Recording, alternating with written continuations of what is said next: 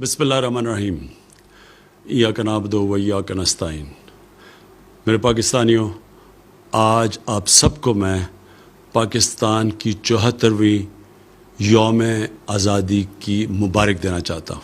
یہ پاکستان میں ہمیشہ کہتا ہوں ایک عظیم خواب کا نام تھا، اور وہ خواب تھی ہمارے فاؤنڈنگ فادرز قائد اعظم محمد علی جناح اور علامہ اقبال کی۔ اور وہ خواب یہ تھی کہ ہم نے پاکستان کو ایک اسلامی فلاحی ریاست بنانا تھا، اور دوسری طرف اس ریاست کے اندر قانون کی بالادستی قائم کرنی تھی، جدھر سب انسانوں کے حقوق ہونے تھے، چاہے ان کا کوئی رنگ ہو یا جو بھی ان کا مذہب ہو، لیکن سب انسان برابر اور حقوق ان کے ریاست نے گارنٹی کرنے تھے۔ تو یہ ایک بہت بڑی خواب ہے، اور اس سفر کے اوپر ہم نکلے ہوئے ہیں، اور مجھے کوئی شک نہیں کہ انشاءاللہ اس منزل تک ہم پہنچ جائیں گے، لیکن اس میں ہم سب مل کے ایک جد و جہد کریں گے تو پہنچیں گے۔ دوسری میں آج آپ کو مبارکی دینا چاہتا ہوں، جس طرح ساری قوم نے مل کے کرونا وائرس کا مقابلہ کیا، شاید ہی کسی قوم نے اس کامیابی سے بیلنس کیا، اس کرونا وائرس کی جد و جہد میں شاید ہی کسی نے اس طرح بیلنس کیا جو ہمارے ملک پاکستان نے کیا۔ شروع میں ہمیں خوف تھا کہ ایک طرف کرونا سے لوگ مریں گے، دوسری طرف ہمیں خوف تھا کہ جو لاک ڈاؤن لگانے سے پوری معیشت ختم ہو گئی، بند ہو گئی، اس کی وجہ سے بھوک سے لوگ مریں گے۔ تو جو ہم نے فیصلے کیے، آج ہمیں اللہ کا خاص شکر ادا کرنا چاہیے کہ کرونا کے کیسز بھی نیچے آ گئے ہیں، اور ہماری معیشت بھی اوپر جانا شروع ہو گئی ہے۔ اس میں پھر سے میں کہتا ہوں کہ کوشش انسان کرتا ہے، لیکن کامیابی اللہ دیتا ہے۔ یہ نہیں کہ ہم جنگ جیت چکے ہیں، ابھی بھی چیلنجز سامنے ہیں۔ ہم نے اگر احتیاط نہ کی، اور سب سے بڑی احتیاط ہے کہ ہم جب بھی لوگوں کے سامنے جدھر پبلک میں جائیں اپنے فیس ماسک پہنیں۔ آسان چیز ہے، جیسے ہی آپ یہ پہنتے ہیں تو چانسز اس وبا کے پھیلنے کی کم ہو جاتی ہے۔ تیسری مبارک میں اپنی قوم کو دینا چاہتا ہوں کہ جس طرح 2 سال بڑے مشکل ہمارے 2 سال گزرے ہیں، اس کے بعد جس طرح ہماری معیشت اٹھنی شروع ہوئی ہے، بڑے جس طرح جب حکومت ملی تو ہمیں 2 سال پہلے تو بڑے مشکل حالات تھے، ہمارے پاس فورن ایکسچینج نہیں تھا، ہمارے ریزروز گر چکے تھے، ہم باہر کے پیسے نہیں دے سکتے تھے، جو قرضوں کی قسطیں دینی تھیں، جو ہماری لائبلٹیز تھیں، ہمارے پاس فورن ایکسچینج نہیں تھا، شروع میں ہم ڈیفالٹ بھی کر رہے تھے۔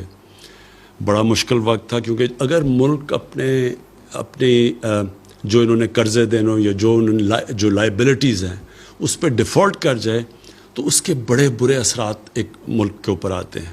سب سے برا اثر پڑتا ہے کہ جو آپ کے پاس ملک میں ڈالر آنا ہوتے ہیں وہ اور کم ہو جاتے ہیں۔ جب وہ کم ہوتے ہیں تو ڈالر کی قیمت اوپر چلی جاتی ہے، اور روپیہ نیچے گر جاتا ہے۔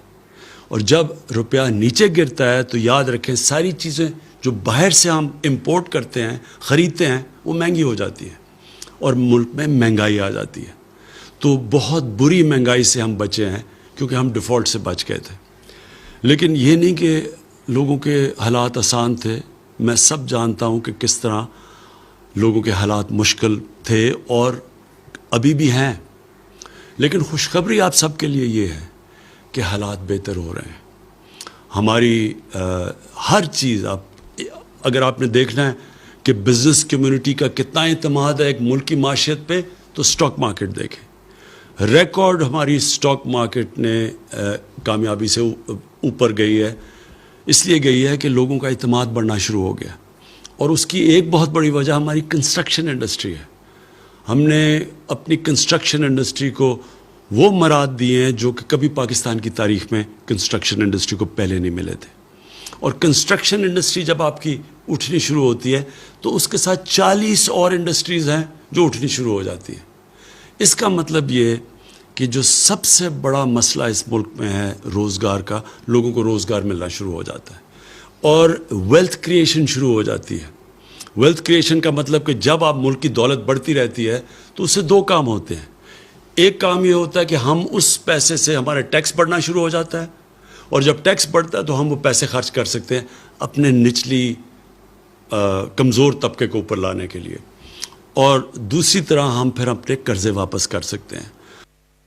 ہمارا دو بڑے بوجھ پڑے ہوئے تھے ہماری حکومت پہ جب ہمیں 2 سال پہلے اقتدار ملا ہے. ایک کہ جو پچھلی حکومتوں نے قرضے لیے ہوئے تھے, جتنا ہم نے پہلا سال ٹیکس اکٹھا کیا 4,000 ارب روپیہ, اس میں سے 2,000 ارب روپیہ ان قرضے جو لیے ہوئے تھے ان کے اوپر قسطیں واپس کرنے پہ, تو ملک کے پاس پیسہ آدھا رہ گیا ملک چلانے کے لیے, اور پھر مزید اور قرضے لینے پڑے ملک چلانے کے لیے. اور جو دوسرا بوجھ ہے وہ میں بعد میں بتاؤں گا, وہ پاور سیکٹر کا ہے. بجلی مہنگی بنا رہے ہیں, جو کانٹریکٹ سائن کیے ہوئے ہیں اس میں بجلی مہنگی بن رہی ہے, اور ہم اس ریٹ پہ پبلک کو بجلی بیچ نہیں سکتے کیونکہ آگے بہت مہنگی بجلی ہے. اور پھر ہماری انڈسٹری مقابلہ نہیں کر سکتی بر صغیر کی انڈسٹریز سے, مثلا ہندوستان اور بنگلہ دیش, کیونکہ وہاں بجلی سستی تھی. تو یہ دو ہمیں سب سے بڑے مشکلات پڑی ہوئی تھی. تو اس کے لیے جو ہماری معیشت تھی وہ اٹھ نہیں رہی تھی, کیونکہ ہم بیلنس کر رہے تھے, اپنے خرچے کم کر رہے تھے, آمدنی بڑھانے کی کوشش کر رہے تھے. تو اللہ کا شکر ہے کہ آج ہماری آمدنی بڑھنی شروع ہو گئی ہے.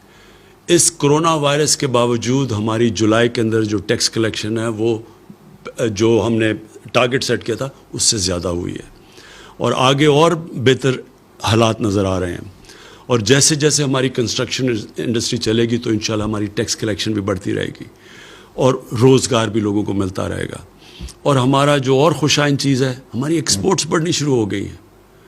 جو دنیا کے اندر ساری دنیا میں ایکسپورٹس کو نقصان ہوا ہے کرونا وائرس کی وجہ سے, تو یہ ہمارے لیے بڑی, پھر سے میں کہوں گا خوشائن چیز ہے کہ ہماری ایکسپورٹس بڑھنی شروع ہو گئی ہے. ہماری ٹیکس کلیکشن اوپر چلی گئی ہے, ہماری اسٹاک مارکیٹ اوپر چلی گئی ہے, سیمنٹ کی سیلز اوپر چلی گئی, اس کا مطلب کنسٹرکشن ایکٹیویٹی شروع ہو گئی ہے. اور انشاءاللہ آگے جو ہم اب دیکھ رہے ہیں کہ حالات اب مزید بہتر ہوتے جائیں گے. تو جو میں پھر سے آپ کو جو کہا تھا کہ دوسرا ہمارے لیے بہت بڑا مسئلہ وہ ہے کہ مہنگی بجلی جنریٹ کر رہے ہیں ہم. کانٹریکٹس جو سائن کیے ہوئے تھے ماضی میں حکومتوں نے, وہ بجلی جس قیمت پہ بنا رہے تھے اس میں اور جو ہم بیچ رہے تھے اس میں بہت بڑا فرق تھا, جس کی وجہ سے ہمارے گردشی قرضے بڑھتے جا رہے تھے. کوئی بھی دکان نہیں چل سکتی اگر وہ مال خریدے 10 روپے کا اور بیچے لوگوں کو 5 روپے کا. کوئی دکان نہیں چل سکتی. بجلی مہنگی خرید رہے ہیں اور جو بیچ رہے ہیں وہ ہم کم, کیونکہ آگے بجلی بہت مہنگی تھی. تو لہٰذا مذاکرات چل رہے تھے گورنمنٹ کے اور انڈیپینڈنٹ پاور پروڈیوسرز کے. تو میں جو چوتھی مبارک اپنی قوم کو دینا چاہتا ہوں کہ یہ طویل مذاکرات کے بعد ہماری کل اگریمنٹ ہو گئی ہے, ان سے معاہدہ ہو گیا. اس کی ڈیٹیلز تو ہماری ٹیمز آپ کو بتاتی رہیں گی, لیکن اس کا اب آپ کے عوام کے اوپر کیا فرق پڑے گا, اس سے جو بجلی کی جنریشن کی قیمت ہے وہ کم ہونی شروع ہو جائے گی. اور جب وہ بجلی کی جنریشن کی قیمت کم ہوگی, یہ فائدہ ہماری انڈسٹری کو بھی ہوگا اور انشاءاللہ آنے والے دنوں میں عوام کو بھی ہوگا. دوسرا, اس کے دو پہلو ہیں. ایک تو ہم بجلی مہنگی بنا رہے ہیں اور بیچ کم رہے ہیں, تو وہ انشاءاللہ اس جنریشن کی قیمت کم ہوگی. دوسرا, آنے والے دنوں میں جو ہم بڑی دیر سے تیاری کر رہے ہیں اپنی ڈسٹریبیوشن نیٹ ورک کو ٹھیک کرنا.